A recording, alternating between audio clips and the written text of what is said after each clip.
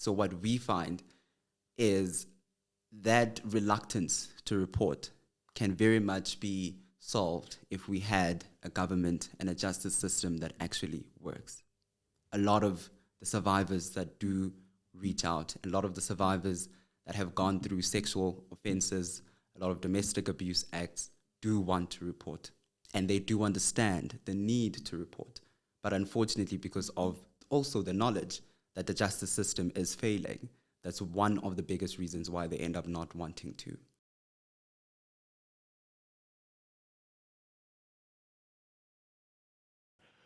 Welcome back to Born Free. Today we're having a very intense conversation, a serious conversation, a necessary conversation. And we want to handle it with a great deal of sensitivity, a great deal of certainty, but also a great deal of transparency. There'll be a lot of learning, there'll be a lot of conversation, and we might get things wrong. Please feel free to share your thoughts, share your opinions as we have this conversation. My name's Khumo Kumalo. Today I'm here with my co-host Otsile Nkadimeng. How are you doing today? I'm good. And today we're sitting here with Michael from the Tears Foundation. How are you doing today? I'm well, thank you. How are you? No, I'm doing very well. I think I want to start this conversation right at its core, right at where South Africa, I think, tends to drop the ball, because today we're speaking about gender-based violence. The recent rise of the Cwecwe case on social media and what that's done for discourse, what that's done for the conversation. In a sad way, South Africa continues to go through waves of these protests, continues to go through waves of these conversations. And I think in some part I want to start there because I think it's part of the problem. Yeah. South Africa is a very reactionary country. We only get behind things when things become trendy. We only get behind things when the conversation seems relevant to us, when Instagram seems like it's going to be willing to take that conversation. And I think with such a epidemic problem, but also such a long-term problem, it makes it extremely hard to engage with it when everyone only engages it for a few weeks, for a few moments. And from the Tears Foundation point of view, firstly, can you tell us what you do? But secondly, can you express more to what harm comes as a result of that reactionary measure? The fact that we only pick up our phones when it becomes trendy. The fact that we miss so many cases and we miss so many important moments in other people's lives, in victims' lives, and in the stories that they want to tell and how they want to exist as people. Yeah. So I'm from the Tears Foundation, that is Transform Education about rape and sexual abuse. We are South Africa's leading non-governmental organization that aims to aid and assist and guide, but most importantly, support all survivors of gender-based violence, domestic, sexual, and child abuse. So we've been operating for over 10 years, and that has been our motto. We focused on making sure that the survivor receives the correct amount of support from the time of their crisis situation and the incident that happened to them, up until a point where we can safely say that they are fully integrated and they have become, once again, a fully functioning human being. That is our goal as an organization. And in terms of the reactive measures that we see in South Africa, I can't say that it causes harm, because at the end of the day, that is someone's story, that is someone's incident that is now being brought to light for the whole of South Africa to see. And right now in our country, that is very imperative. Every form of awareness is important. So it's just unfortunate that it's just one or two at a specific given point in time, as opposed to everybody, right, that is going through that and is suffering the injustices that then gets to receive the spotlight. So it doesn't cause any harm. But it would be great if we could find more preventative strategies so as to ensure that we don't even have to only have conversations when the media has now picked up on it, but we are actually making sure that we have measures in place to ensure everybody's safety. I think in civil society, and particularly around young people and how this discourse is being framed, there's a huge responsibility and onus that's put on us being the ones to lead the conversation. There's a huge responsibility on us having the conversation with our friends, and especially if you come from the spaces that we've come from, boys' schools, you quickly establish the ideas of locker room culture. You quickly establish the ideas of toxic masculinity, ideas that, firstly, one, I don't necessarily think are accepted by a lot of people, and I think that in and of itself is its own controversy in terms of how men and women frame this conversation and how they find safety and validity in their own communities.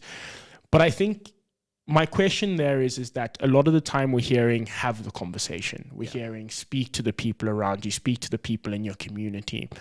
Exactly what are we meant to be saying in those conversations, one?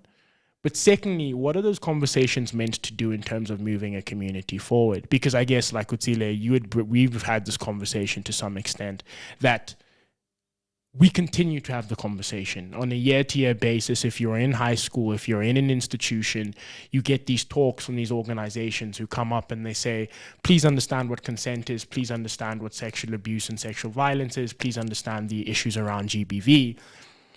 But yet, at the end of the day, we still feel like we walk out that room unchanged. We feel like there's a lot of people who then laugh the issue off, brush the issue off, or it's a thing of now we have to debate why it is an issue.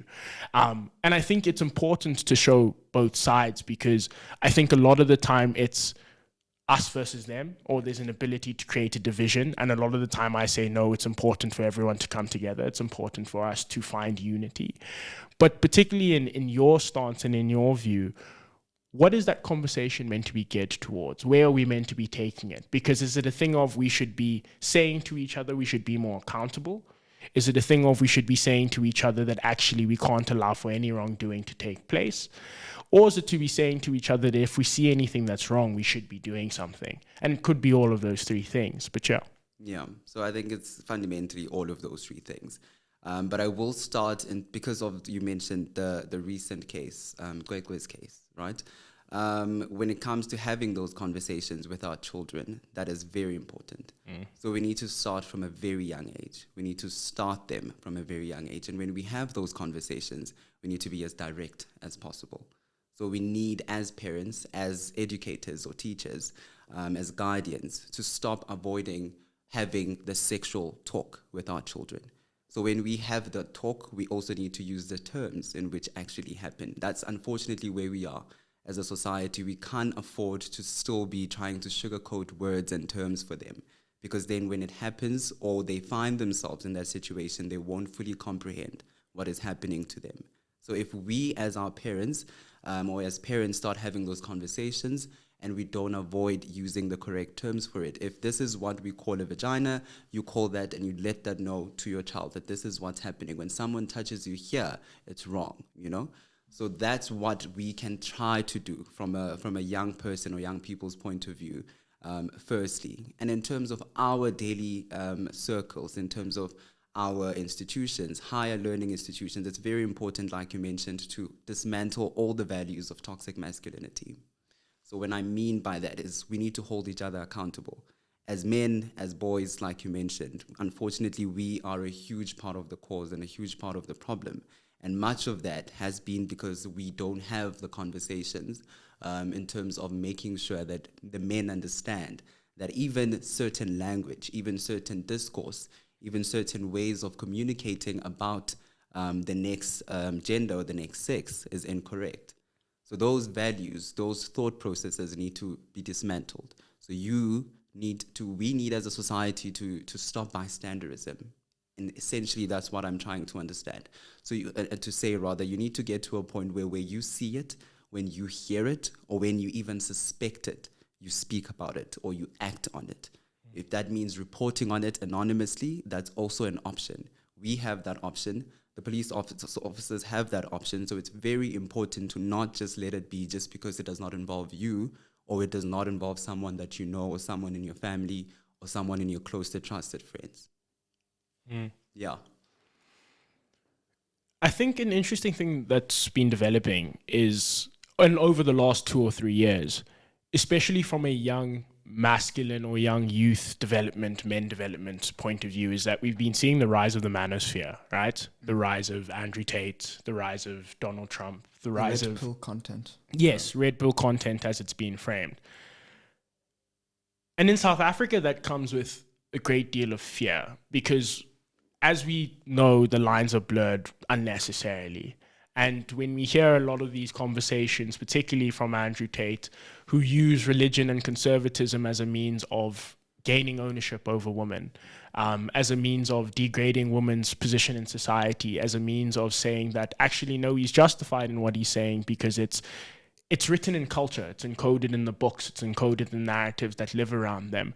But then taking that a step back and looking at South Africa as this melting pot of culture, and culture that I don't necessarily want to say isn't progressive because I'm careful to critique culture, but I think culture that may not necessarily align with how society views certain issues, right?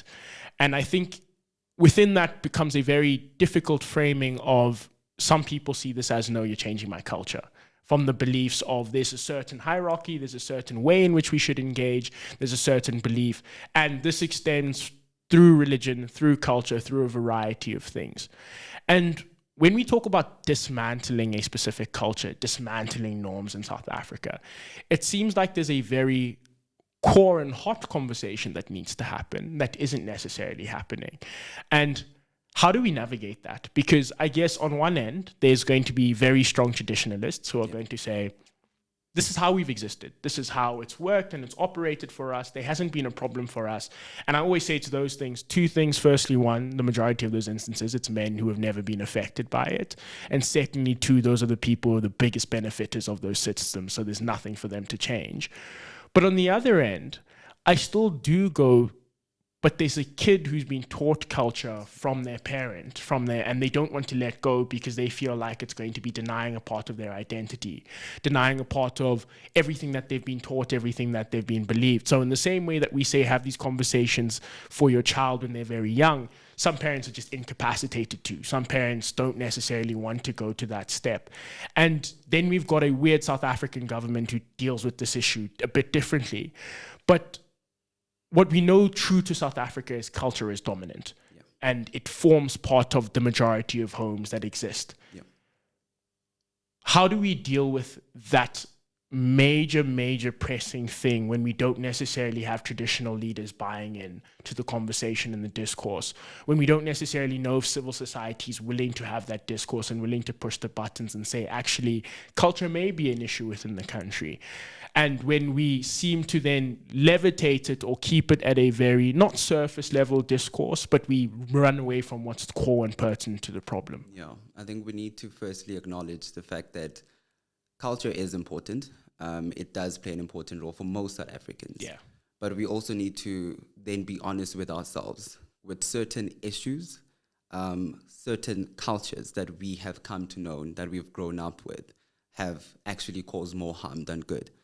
GBV cannot be solved using cultural inferences or cultural references, unfortunately. Otherwise, we would not be sitting where we are today, having this dialogue, having this conversation. There's instances and cases of GBV just simply cannot be solved by sitting down and saying, I'm going to have a conversation with the families. Because that's one thing that happens.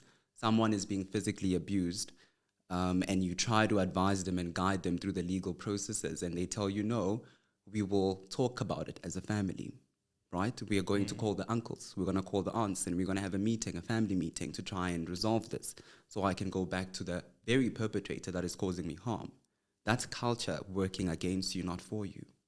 That is no way of solving gender-based violence or abuse. That's mostly for the women.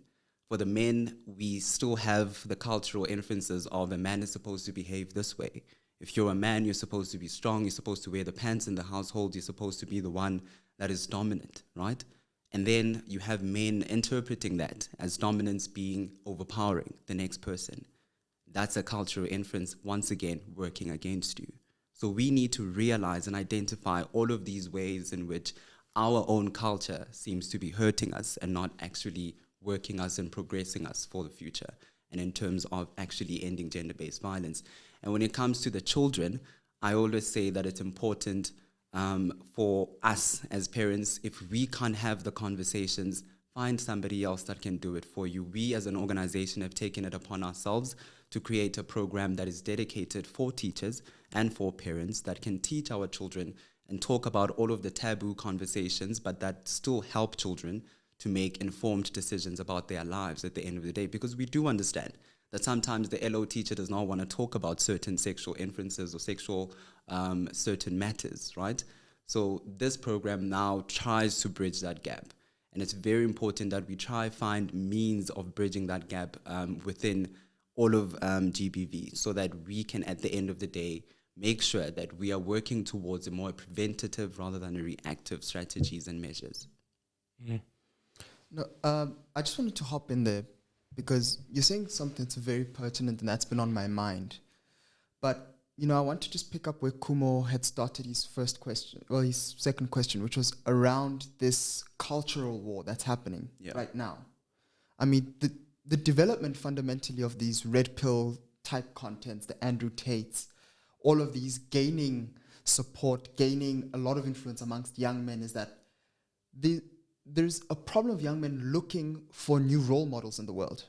And these people seem to be filling that void and filling that gap and putting out all of these ideas that we here can agree are wrong. But in those environments, how do we begin to remove the walls, the Chinese walls that are built up in those environments? Because I'll speak from my experience, where I grew up, where the high school that I went to, it's a predominantly all-boys high school. Our LO teachers did talk to us about this, but ultimately, it's in one ear, out the next, because what do they know? I want to listen to the billionaire. I want to listen to someone who's living it up, someone who aspirationally I want to be at. As a society, what aren't we doing to get role models, people that other young men can look up to in South Africa, to speak up about the issues that are unfolding around gender-based violence in South Africa? I mean, I'm thinking right now with the Women for Change march that went to the union buildings. Yes. I felt that it was underwhelming, the amount of support from popular or at least well-known South African figures going there, speaking up, being present there, and just by the mere presence of them at that event, sparking this conversation and actually maybe having a bit more influence. Yeah. What can we do as a society? We need to realize that, sorry to cut you off, GBV is something that we do need to talk about. It's exactly what you're mentioning. We do, need a lot more men. We need a lot of more brave individuals who are willing to actually be in the front lines and say that I'm standing up against GBV. And when I say that, I don't mean, actually work in the field and wake up like we do every single day to try and work on cases or go to school and study psychology or social work. I just mean understanding that we have a problem as a country and that it is also up to us to partly do something, even if that means waking up to go and offer some court support to some survivor that is going to have their case stand in trial. That is important.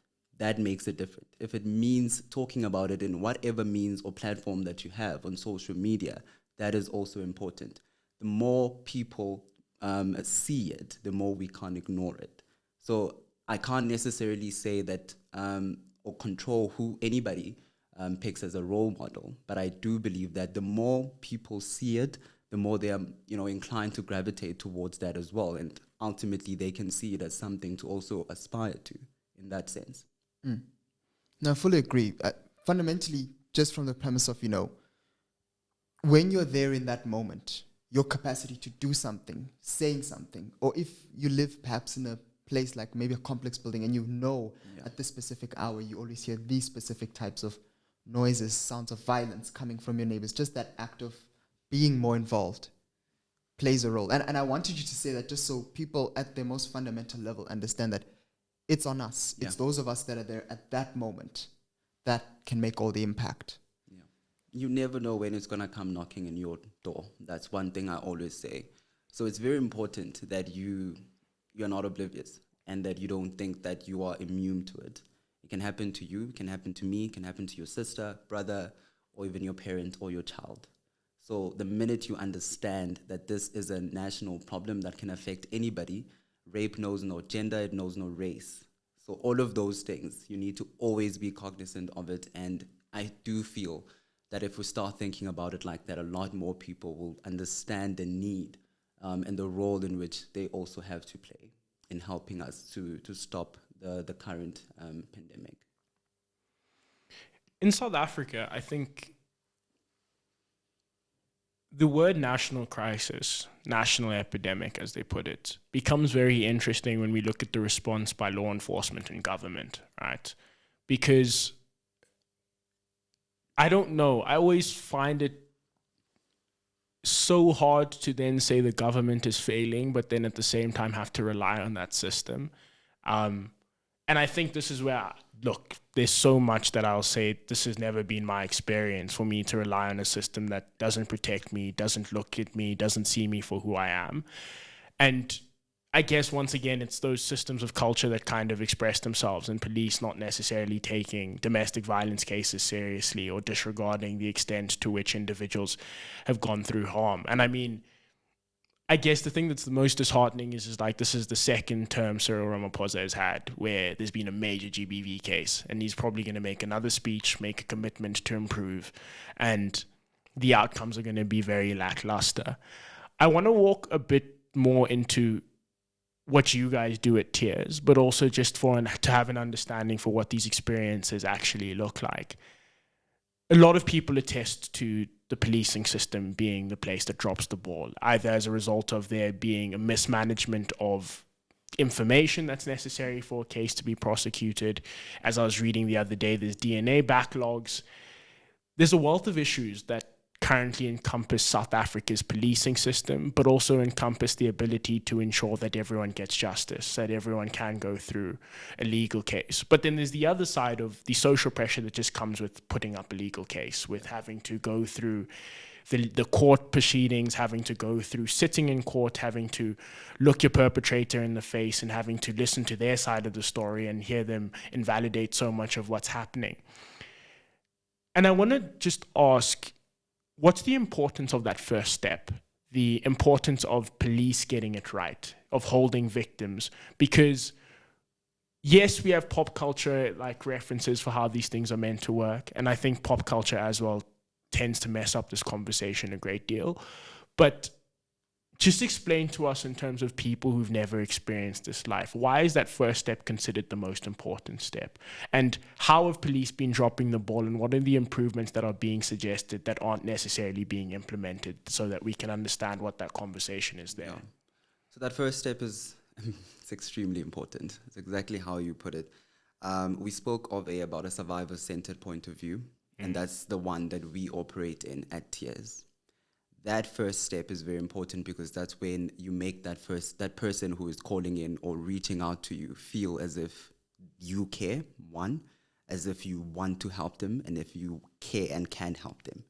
So if they reach out and they find that on the other end of the line, or your response is immediately unwilling to help them or incompetent, for a lack of a better word, you've already lost that person forever.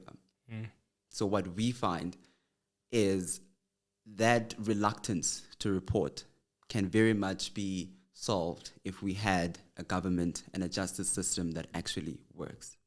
A lot of the survivors that do reach out, a lot of the survivors that have gone through sexual offenses, a lot of domestic abuse acts, do want to report.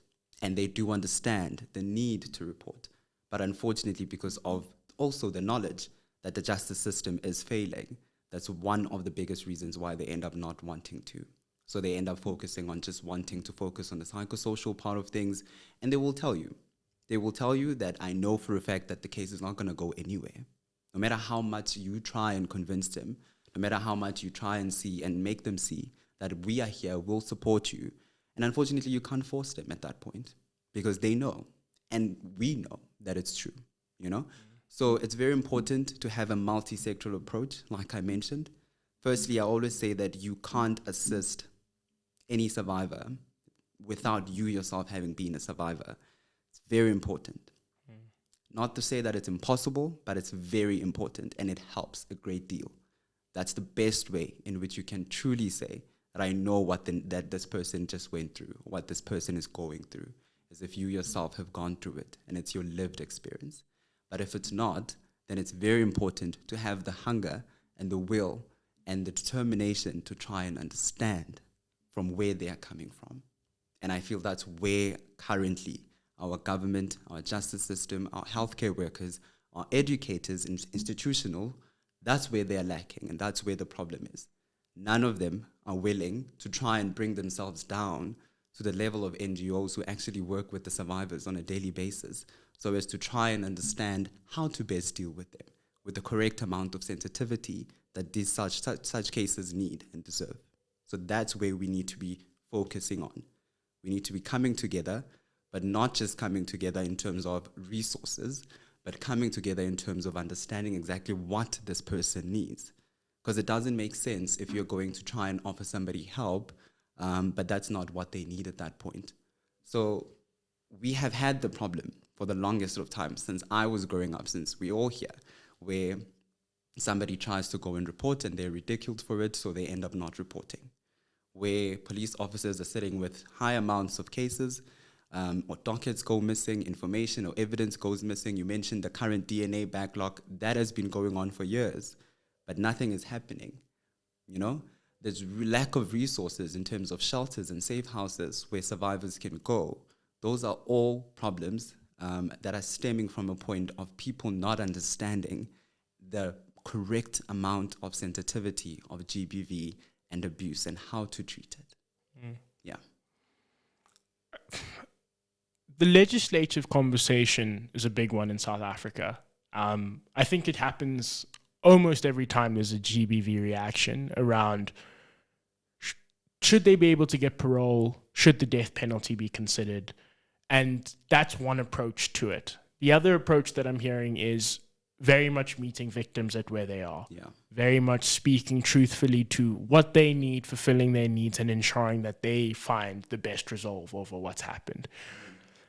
I'm very curious to hear what's the pushback, if you're aware, from the South African government for why we haven't taken that approach. But secondly, NGOs have been having the same pushback, having the same conversations, and I guess not necessarily the same government, forbid me if I said that, but still very much the same person in charge at the head and leading this conversation. And he's made commitments to find better systems, to make sure that police are better serviced, to make sure that resources are better serviced. I am curious on a very on the grounds level, does it mean that we need better police officers? I mean, I'm very aware of the shelters thing, that you need more resources there, you need more government support there. But what particularly is it that the government can do or isn't doing that they should be doing to improve the situation? Yeah, so in terms of legislature, South Africa has the best in the world, I can say that. Our legislation is the best there is. In terms of implementing it, that is where we're having a problem. That is the problem. Our government, very much, you mentioned, they can give great lip service, especially when it comes to such issues, especially to, declaring it GBV as a pandemic, and then they fall back, right? Then no one is actually doing the work. When you call the GBV hotline, no one answers at some point. That was the case. We had to take their calls, but the government is okay with going out and declaring it a pandemic. So there's a lot of lip service, but not following up with actual work and practical work that needs to be done on the ground. And in terms of making sure that this beautiful legislation that we have is actually being implemented on a daily basis. You can't help somebody if you yourself don't understand the legislation and how to help them, the practices that you need to follow. You can't help that person. Police officers can't even assist with protection orders and things like that. They don't know how. So we need to understand that the people we have in our schools, in our healthcare systems, in our police stations, firstly know and understand how to do the job, and then we try to train them to understand how to best do the job when it comes to GBV. That is where we need to be focusing on. So in the meantime, because I hear your argument and I hear your point, and I'm 100% with you, but I'm also looking at in terms of where we are at the moment and realistically how far we can actually get in getting a lot of what is needed for us to actually deal with this issue sufficiently. what measurable steps can be taken now? What can, outside of government, the rest of society try to help here?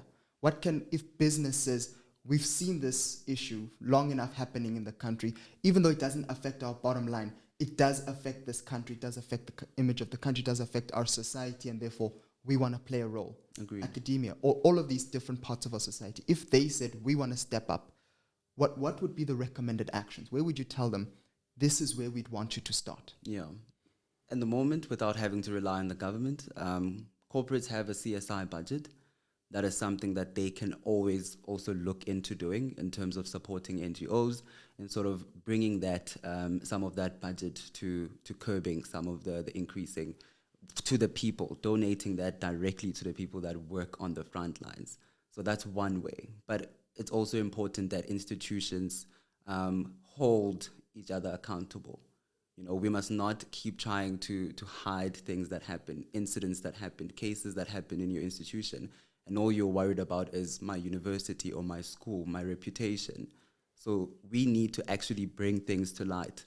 And anybody who is in there and leaders in those fields need to understand the role that they need to play as well.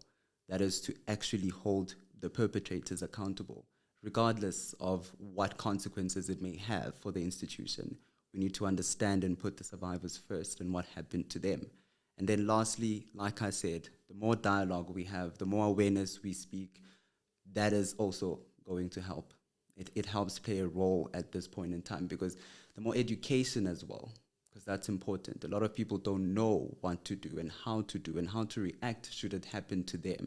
So it's important that we get that out there, so that if we can't rely on the government, at the very least, I know how to best protect myself if I'm going out to a club or if I'm using e-hailing services. So all of that information, which is available also as a part of our Speak Up program, that is important. That is what we can do at the moment without a lot of means from the government. My next question, I guess, comes with a great deal of sensitivity, because depending on what you consume, depending on what you hear, what you read, will depend on how you necessarily find a read on the situation. Chimamanda Adichie's new book, Dream Count, speaks very specifically about the issues around GBV. But I think what she does, interestingly enough, is that she also conveys what happens when these cases evolve, especially with people in high power, how those conversations change from this is a victim to someone who potentially wanted it, or to someone who was trying to benefit, and you see almost society being unable to hold space for victims. And I think this holds true in a multitude of instances. It always feels like, yes, I think at times we do want to hear victims, we do want to make sure that they feel seen and heard. But at other times, it seems like civil society contributes more negatively to that conversation than positively. Rather than saying, let's let the thing take its course, rather than saying, let's ensure that people are protected and safe, it's very quick for, we need to find answers, we need to assign blame, we need to do everything that's necessary. And I think it's interesting that you say institutions being called out. That's a very important thing, and how institutions actually do play the facade of we want social justice. But in actuality, they don't. And I think #MeToo was a very big expose of that moment, where all these institutions had to deal with, oh, okay, we actually are part of this problem. We actually are individuals who are perpetrators of this issue within South Africa. I do think where we are in the time of social media, but also where we are in the ability and time to say whatever you want, whenever you want, what's the approach that people should be taking to these cases? Because I know, for one, there's some people who will go, I will not comment because it's too sensitive, it's too far for me to engage, which then kind of kills the awareness support aspect of it. On the other end of it, then you have people who will say, I will comment, and I'll comment what my thoughts are, and I will freely tell you what my opinion is about who's wrong, who did what. And that doesn't help anything for justice, because now you're just adding more issues to where issues are already very pertinent and prevalent. And so in South Africa, and particularly in the social media age, because I think that's where South Africa is at the moment, weirdly enough, how do we engage these conversations? But also, how do we engage these conversations that we feel like we get a positive outcome in the end and not a negative one, where we feel more fulfilled than less fatigued? Because it feels like at the moment, the reluctancy around the conversation is people going like, yo, but we've been having this conversation and we've been dealing with this. And some people will even go, yo, I'm tired of being labeled as X, or I'm tired of being labeled as Y, or I'm tired of having to deal with, I don't feel like I'm that label, but I'm accepting it. Or somebody else going like, this is truly my experience, but I don't feel like I can use it because I feel like it might be taken away from me. It seems like people no longer have control over their narrative, over their conversation, over their story. And it seems like as a result of that, it also makes it very hard for people to engage the narrative, to engage the story. And so when South Africans hear about these cases, when South Africans want to engage these cases and be of support, what should that actually look like? What should that actually be to ensure that we're not necessarily taking away from the victim's voice, but adding to it and empowering it? Yeah. So I can say that most of the time where you've seen South Africans react on Twitter, or on X rather, or anywhere else, on any other social media platform, it has come from a point of where they're fed up, where they're not receiving the outcomes that should be happening in their minds.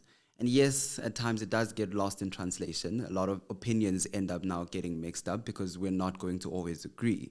But fundamentally, I always say it's because there's been a problem somewhere, and there's been incompetence somewhere, somehow, either with the justice system, the healthcare worker, or injustice to the survivor itself. And people are seeing it, but not only are they seeing it, they are feeling it. And that's why they react. So it's once again, we need to go back then to the drawing board in terms of allowing the justice system to do its course and the law to play its course. That is very important. But at the same time, I can't stop and say that South Africans must not react when they also can see that there's some smoke there, and there's something that must have not been done right. So I need to speak about it, because it does, at the end of the day, help add to that dialogue as well, and that message and the outcome possibility, or the outcomes, whether right or wrong, whether the survivor was being honest or dishonest. All of that does, at the end of the day, come to light based off of them reacting and speaking up and speaking out. So I can't say that's wrong, but it is at the same time always important to allow the law to take its course. But that's also if the people that are actually handling the cases are competent enough to do so, and are trustworthy enough to do so. So it's a catch-22, but it is very much important to allow the law to do its thing. But at the same time, South Africans need to speak up when they see that there's something that is not right. I wanted to hop in there because in my mind, I'm also trying to position my questions from the perspective of someone who sees this from the macro level that it exists. But from a micro level, if it's happening within their environment, either to a friend or a peer at school, they feel almost as if they want to run away from the situation because they don't know how to effectively deal with it. In terms of how do I offer support to someone who I suspect or I know to be a survivor? Because we see the issues at the macro level that they exist, but I'm trying to think interpersonally now. If I'm in this situation and in this environment and a friend of mine is aware of it, what type of support would I want from them? What type of support would I need from them? I understand the psychological support or psychosocial support that exists, which unfortunately the majority of it happens private. It doesn't happen with social workers, doesn't happen with government-offered services because those just aren't sufficient to the task and they're overwhelmed. But if I'm in the environment of someone who's in this situation, what do I do? Yeah. How do I help?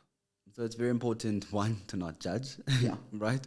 That person is already going through a traumatic experience, if I may say so, from what I'm understanding you asking. So it's important to not judge that person. But at the same time, if you yourself feel you're not fully equipped with the tools to best help and assist them, all you can do is offer them accurate understanding and listening, and non-judgment, and thereafter direct them to the correct resources.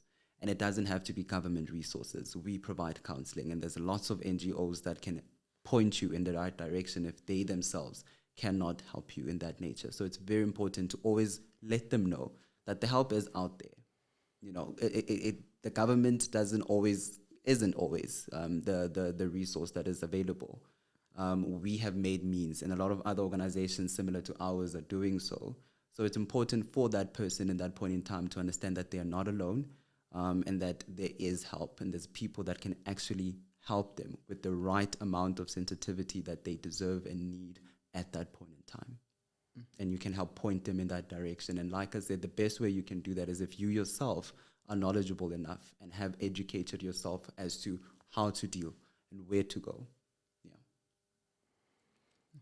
In closing, what I do want to ask, and I think we've spoken about it to some length, we've touched on it here and there. What does coming together look like for South Africa in these trying times, especially when division, hatred, a lot of things that are quick to separate us, and for a multitude of reasons if you read closely into them. Some people say it's for self-defense, some people say it's to protect themselves, it's for community's sake. We seem to be on the opposite end of that spectrum, where we're saying to South Africans, actually, not forget your differences, but put your differences aside for the benefit of the whole. And at a time like this, but also, 6 years from 2019, Uyinene, we've seen this conversation time and time again. And it feels like in this moment, one, we seem to be more broken than ever, just because of the circumstances. But two, we're all trying to seek an answer. We're all trying to find a way out, see the light, see the thing that's going to bring us joy, see the thing that's going to find an improvement to a situation that's been so harmful and been so innate to South Africa and how we've existed. So when South Africans hear us say come together, many of them will believe it's idealistic. That's the first thing. But to the ones who don't, I think there's something to be said for what should they be doing? Where should they be going to? How do they get involved? How do they move this conversation forward and join part of that community of people who want justice? Yeah. So coming together for South Africans, I would say, means having a zero tolerance to abuse. Firstly, it means having a changed mindset and understanding that we cannot even have the slightest of tolerance to gender-based violence, to domestic, to sexual offenses and abuse. And it's unfortunate that we don't have the register available as promised at the end of February, because I do believe that would have played a great deal, right, in helping so. But if we can possibly still move towards having that become a reality and a possibility, then that is one way of coming together from a government point of view. But as South Africans, it's very important to understand the role that you play. It's very important that you understand that gender-based violence is a problem, and it's not just a problem for the person that is subjected to it, but it's a problem for everybody. So it's very important that whatever position that you are in, whatever job, whatever career that you are in, understand that part of that involves dealing and understanding and assimilating information and with regards to issues that involve and pertain gender-based violence and abuse. We can start there, and I think we would be on the right track. I want to say thank you very much to you. Thank you very much for the work that you guys do. I don't know. I don't have many words for this one. I guess to everyone out there, it's keep it together, stay strong. And let's put more pressure on our government. I don't necessarily think the closing of this will do much for anyone now, but hopefully it starts a conversation, and hopefully we contribute to a conversation, and hopefully it provides a different perspective to a conversation. Mr. Nkadimeng, anything else? It's on us. Just that one phrase. It's on us. I want to say thank you very much if you've made it to the end. And as always, this is Born Free.